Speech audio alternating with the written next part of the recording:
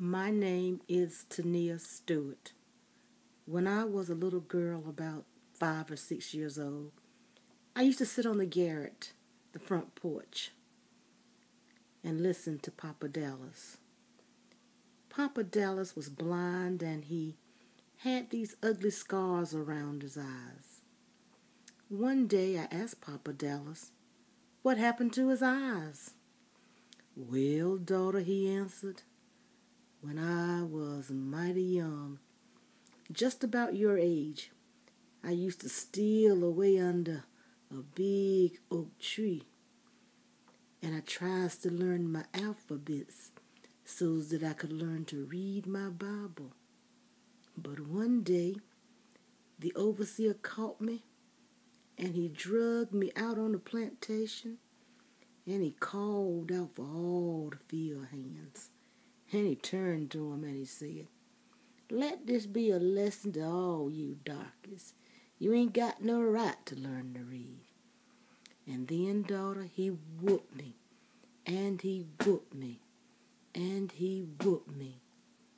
And daughter, as if that wasn't enough, he turned around and he burned my eyes out. At that instant, I began to cry. The tears were streaming down my cheeks, meeting underneath my chin. But he cautioned me. He said, don't you cry for me now, daughter. Now you listen to me. I want you to promise me one thing. Promise me that you're going to pick up every book you can and you's going to read it from cover to cover. You see, today, daughter, ain't nobody going to burn your eyes out because you want to learn to read. Promise me that you're going to go all the way through school, as far as you can. And one more thing, I want you to promise me that you're going to tell all the children my story. Papa Dallas survived slavery, and I kept my promise.